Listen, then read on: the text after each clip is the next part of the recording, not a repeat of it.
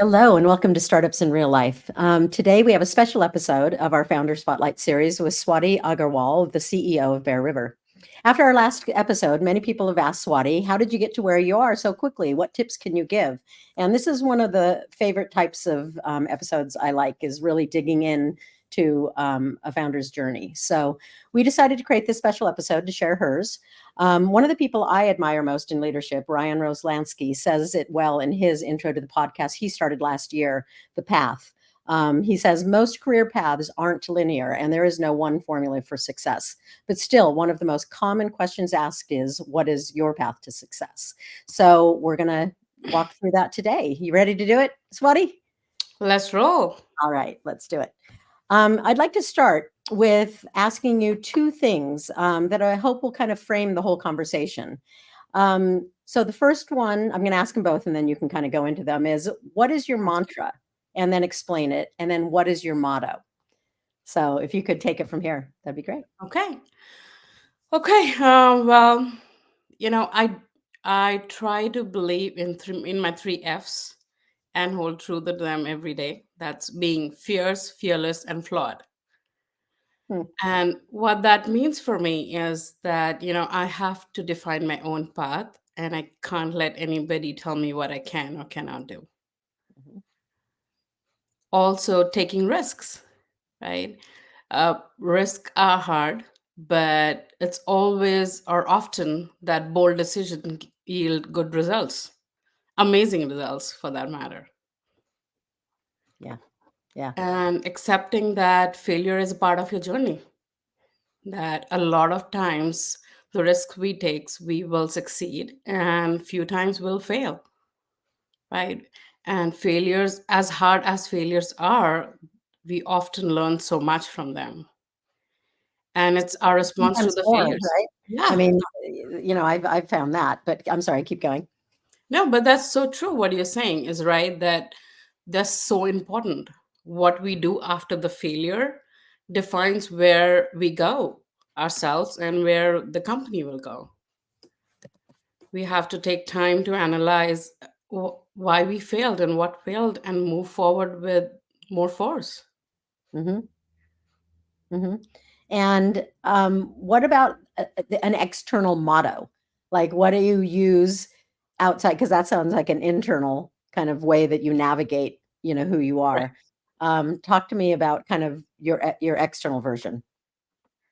My external versions is, that I'm deep rooted for feedback. Like as a company, both me and the company, we are so deep rooted with constructive feedback, whether it's from the customers, whether it's internally. But what I had to learn really deeply is that it's constructive feedback. I cannot let criticism defer me from my path, right?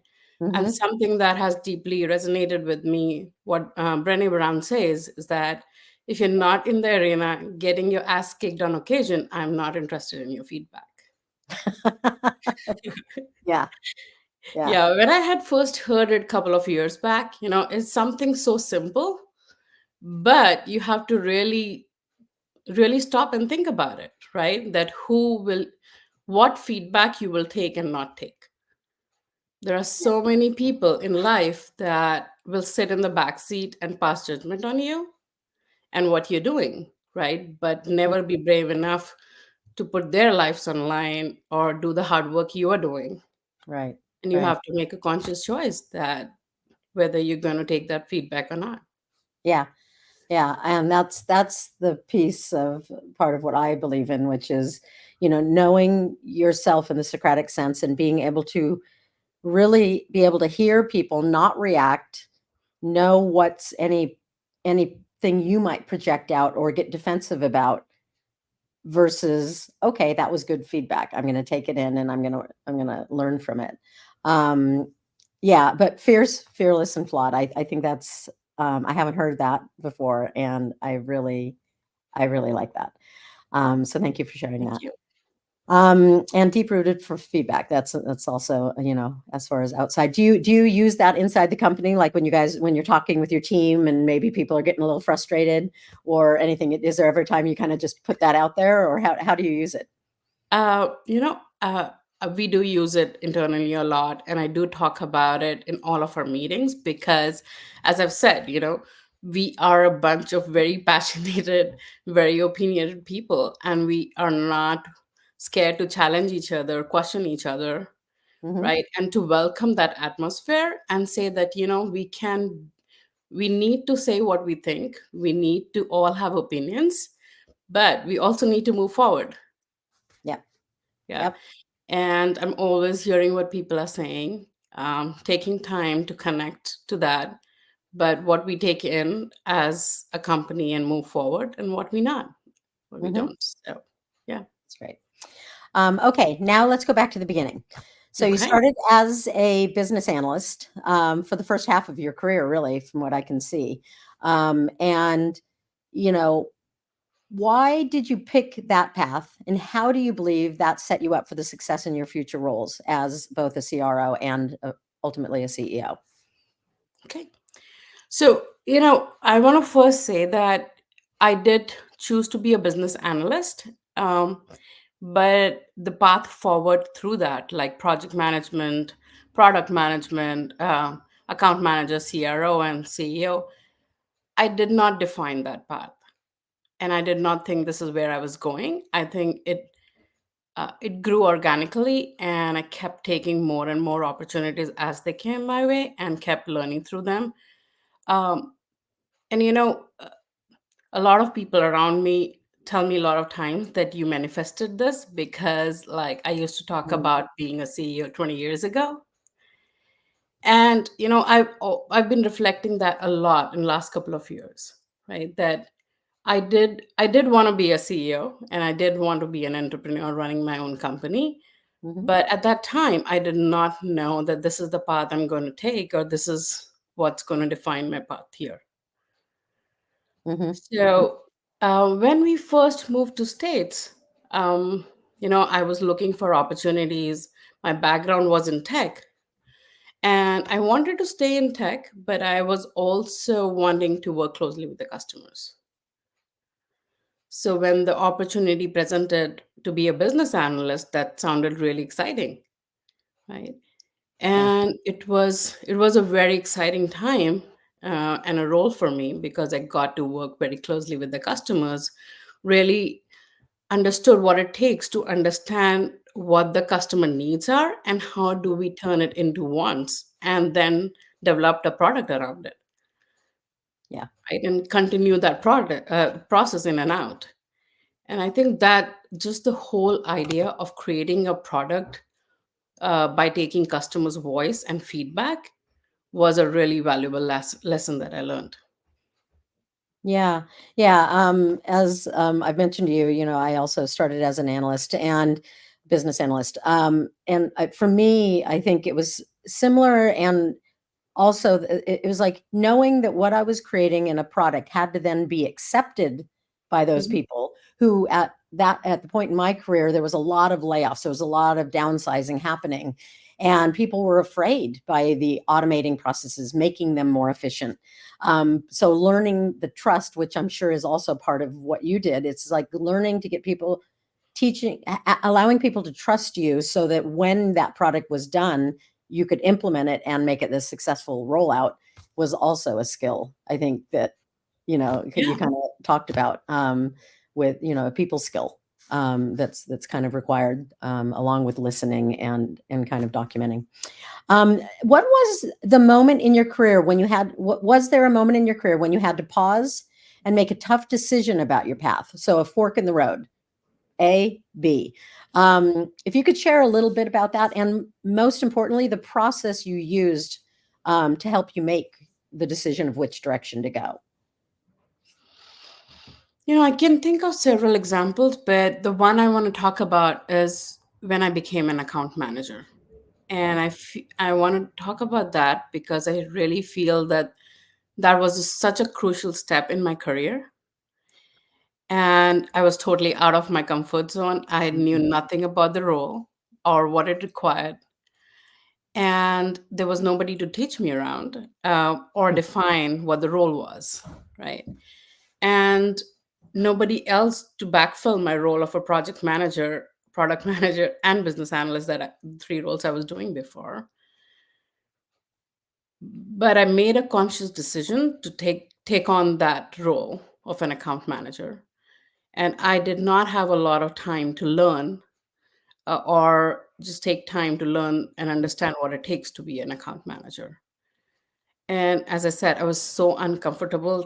It was so hard, Mm. and some of my best growth happened at that point of time, wherein I sat with my uncomfortableness. I worked so incredibly hard, be it be day and night, weekends. I took time to understand each and every customer. I went an extra mile to build that trust with them. That is just, I think that was incredible, Mhm. both for me and to build those relationships with the customers and understand that, it is so important. And also just for my own growth, that to be uncomfortable and still keep moving forward and learn and try to be good at the job. So, what did you pull from inside yourself? Because that was scary, right? It was this unknown. There wasn't a mentor there. It sounds like, like everything was kind of on you. So, going back, to your life, what was it? And this is going to lead into my next question of mentors and kind of the people that we lean on. What did you use to kind of make the decision and then feel really confident about it once you made that? um, so I would say that I definitely had a good support system. Hmm. Right. I am incredibly grateful to be where I am and be surrounded by the people I am. And I did have support from the people inside. Like, I would say that my husband definitely, and he sees the best, worst, and the crazy in me. But to be able to give me that space where I was working day in and out and weekends, right? It's a lot. And he supported me through that. He said, if you want to try it and you want to take it on, you should take it on. Hmm. Right? Um, Endless chats with my brother, my dad saying that, as you grow older, your risk taking ability and your ability to learn diminishes if you don't practice it, Hmm. right?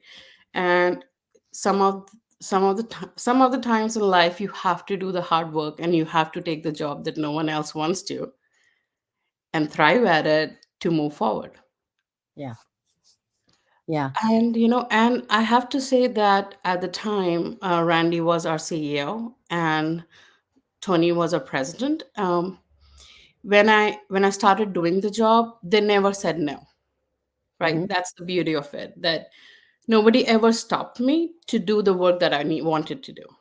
mhm, They didn't ask me to do it, but they did not stop me. Right, so mhm. it's also an incredible gift that people will trust you to do the job. You don't have any training, you're not trained for it, you've never done the job, but second day you are in front of your biggest customers, right? Yeah. So having that confidence, I think, helps, Mhm, right? And while we were going through the process, we had hired a consultant, and I think the best thing that he told me was, you're going to do your best work when you're uncomfortable because you're going to work so hard, and the worst what will happen is you'll fail, right? But you'll mhm, learn in the process and move forward. mhm, mhm.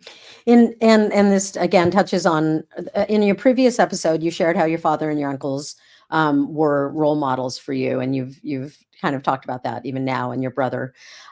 Please share with me how having them as mentors early in your life helped you navigate your career now, and do you seek out mentors still?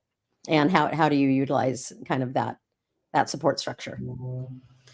So having an incredible support structure that I have, it's definitely uh, definitely helped me being that driven, taking on the challenges, and just believing that, I'll figure it out. Hmm. Right, and I think that's really who I am. I can't just prep and go into something and keep learning. I think when I am in the situation, I'll do everything I can to learn. to figure out what it takes, right? And I'll work hard, but I am in this situation and I'll figure it out. Mm-hmm. But I think it is the opportunities that have been given to me by my father, by my brother, by my husband, and incredible friends and family that we have. Mm-hmm. Okay. Um, and in terms of seeking mentors now, I think I'm always seeking people. Um, I have to say that different points of time in my life, a lot of people have helped me. Like Benny Brown, I think her books, her have helped me so much. Mm-hmm. I read Indra Noori's book by the time when I was taking on the CRO role, and she talked about so much of challenges coming from an Indian background and how it is different, right? And something that deeply touched me was that she talks about that, we come from a culture where we show so much of respect for our elders, but that can also make us sit in our corner because we don't want to be rude, we don't want to ask for what we want, Mm-hmm. right? And nobody will come and hand you over anything in a silver plate. You can do a great job, but you also have to ask for what you want, Mm-hmm. right? So, yeah, and Priyanka Chopra, she talks about so much about the hardships and the failures and how to navigate forward. Mm-hmm. I think that normalized a lot of what I was going through and it helped me move forward. Yeah. Yeah, I think it sounds a lot like, as I hear your story, it's the foundation of being given kind of the support to believe in yourself so that you could have the confidence to go in and step into the unknown. Seems like a big piece of your path of your story. Okay, let's get back to the career path itself. So before you became the company CEO, you were the CRO. Mhm. Um, what are some of the most important strategies you implemented in that role that helped you set you up for your future role as the CEO? You know, when I was a CRO, 1 year into that role, the company was more profitable than it had been in the past 10 years. And it's so incredible to think about, right? We did not change a lot of things, but we we s- we took time to actually understand what is the value of a product, what are we delivering to our customers, and what impact it's having on their operations. I had such hard conversations internally and with our customers about our product and about the product services and the values we are delivering. And I strongly believe those hard conversations that I had Hmm. really shaped the company and my growth Hmm. and built incredible trusting relationship with the customers, Hmm. right? They're not only stuck with us through this change, the change of management, the change of branding, the change of pricing, Hmm. but we had a more trusting relationship than ever. They saw the value that we are bringing. We worked closely with them to deliver what they want. And I think it became a true partnership. Hmm. Nice. And what do you, from what you learned when you were a CRO, what are you handing on now to your sales team from that learning? Like what is like a couple key messages that you're giving to your team now? So I think what was important for me, coming from a tech world where I started my career as a developer. Mhm. I did development, I did business analyst, I did project management, product management, right? We get into this tech mindset Mhm. and sales looks scary, or it looks like, oh, I don't want to be a salesperson, right? Because you're not doing the main job, you're doing sales, Yeah. right? What I had learned in 2 years doing sales is that, you can still hold a lot of integrity and trust Mhm. and still be a good salesperson. You it's a lot of part of sales is listening, right? And understanding and listening to the challenges, right? And understanding how can product help fill that or not, right? And just focusing on that. So what we talk about internally with our sales team right now is that we are not going and selling just anything and everything, right? We are showing customers the value we can deliver with our product and services, Mm-hmm. and analyzing if they need that. And if we can find those customers, it's a true relationship, and where we it's a mutually beneficial relationship, and we know we'll do a great job Mm-hmm. there. So it's worth fighting for, it's worth sticking for, it's worth working for. Yeah. So it's you're yeah. So it sounds like the messaging is around relationships and trust and listening. Okay, neat. What are some of the significant challenges you faced internally and externally when transitioning from that role of a CRO to the CEO at Bear River? It was a much bigger transition than I was prepared for and I had thought. Mm-hmm. Um, Even through business analyst to CRO, I was still responsible for a part of it, my job, right? Mm-hmm. I was I continued looking at the company through the lens of my job, right, and tried to excel in that. But when I became the CEO, I realized that I have a 360 view of the company. Mm-hmm. It's no longer about just excelling at one job. It's about making sure that every gear of the company is churned, right? What do we need to do in every part of it? So you start questioning, you start analyzing, you start viewing it from a different lens. And it's a much bigger transition internally and externally, right? Mm-hmm. Uh, there are people who are working with you past 10, 12 years who are used to seeing you in a single job. And now you're sitting and analyzing what work we are doing, and you know that you have a vision, and I have a vision and a path to carve out to, which means that I'm going to have to churn all the gears into action, Mm-hmm. right? So these it's incredibly hard to um, look at it from that lens, and also try to churn it and change it and bring change in every part of the company and still propel forward. Mm-hmm. Okay. um, yeah, and I Yeah. think I'm still learning and growing with Yeah. it. I mean, Yeah, we probably always will be, right? right. Which is good. Um, what helped you through the transition? If you could share some of the tools and resources so that others can understand and consider them for their growth as well, that would be great. What helped me is balancing ambition versus humility and kindness, right? For me, it feels like I'm playing Jenga all the time, right? That I'm trying to balance everything, but because I am driven, and it's my tendency to go at everything with full force, right? When I see anything and I just want to do it, and I want to do it all and move forward. Hmm. But I'm realizing how important it is to balance it, uh, it to balance it and take time to pause and connect with customers, right?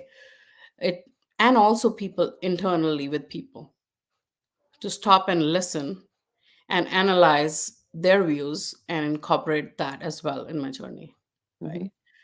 To stay grounded through all of this, right? There's so much growth that happens for the company and for me personally through all this, that I move forward but also stay grounded to my roots, to where I come from and the values that I've learned along the way.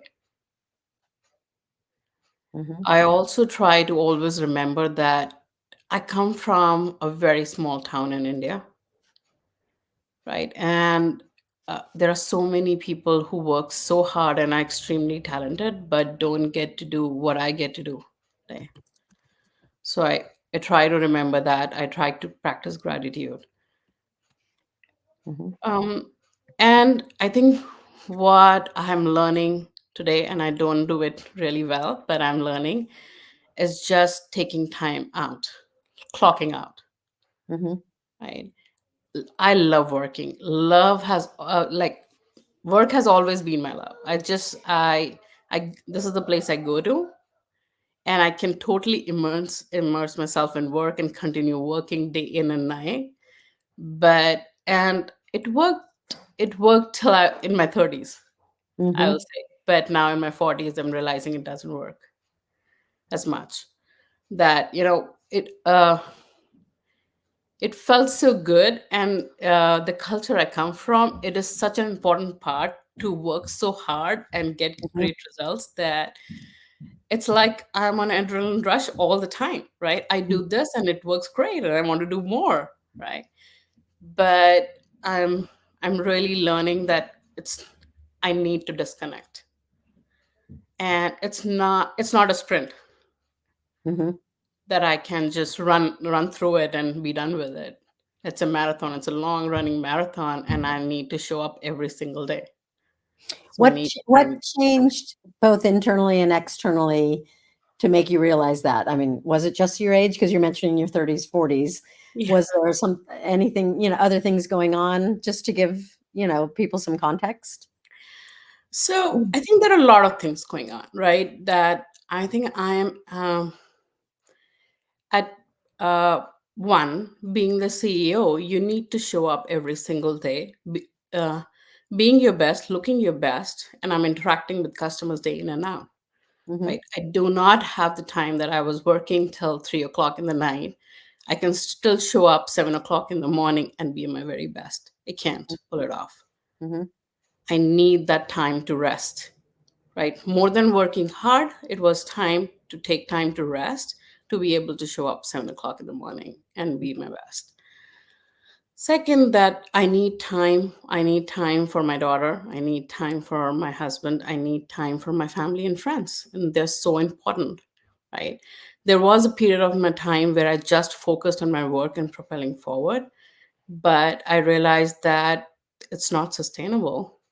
Mm-hmm. And I need that time to fulfill myself by connecting with my people around. Mm-hmm. Nice. Okay, thank you.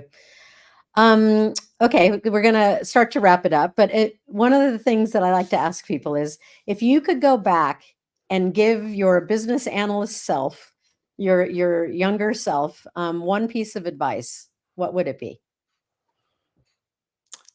I would say I will had a hard time to saying one piece of advice, but I'll give you a few. Okay. You know, I want to go back and say that I want to tell myself that this is just a chapter of your life, not the whole book. So take it easy. Mm-hmm. Breathe. You don't have to work so hard. You can take time to relax. Um, I also want to say that I have learned it today and I'm still working at it, but do not seek external validation all the time. It's Mm-hmm. nice when people tell you you're doing a good job and you're doing good, but it's more about believing in yourself. Mm-hmm. And yeah, keep working at it. Mm-hmm. Mm-hmm. Nice. Any other insights or reflections, or personal goals? Anything I haven't asked that you'd like to share? I'll share what I'm thinking about my personal goal as well as what's the goal for Bear River, because lots of people ask me that. Mm-hmm. You know, and I was thinking about what is my goal. I've talked about that I've really never defined my path. I've just taken on the opportunities as they come and just Mm-hmm. jump into them. So, and I've heard and read this that really resonates with me deeply. That the goal of life uh, is not um is not to reach to the grave safely in a well preserved body, but rather slid and slide, thoroughly wound up, totally worn out, shouting. That was a hell of a ride. Yeah, I've heard that one. I like that one. Yeah. Yeah, I really liked it. Hmm. That's good. Um, okay, and my one of my last questions: what is the definition of bliss for you? It's um it's being on a beach with my daughter and husband in Goa specifically. Hmm. Nice. Um, and finally, what is there all of these things that you're learning and have learned? Is there anything specific about Bear River that you want to kind of share as a final thought, and how you're incorporating that in? So, when I think about Bear River, Bear Tracks, and where we are going, Hmm. um, I'm often reminded by the last 2 years that I had that whatever comes our way, we will power through it, we'll push through the setbacks and do more. And I think the goal for us is to serve our customers incredibly well through our product and services and just be excellent in that. Beyond that, I do not want to define a glass ceiling for myself or for the company. Hmm. I think we want to just continue moving forward and see where it takes us. Nice. Okay, well, thank you so much for this. This was great for taking on this as kind of special episode. I look forward to seeing you next week. We're going to be talking with you and a couple of your people, and hearing more about the customer and the customer point of view. So we appreciate it, and have a great week, and we'll talk soon. Thank you so much. Thanks for having me. It was a great chatting with you.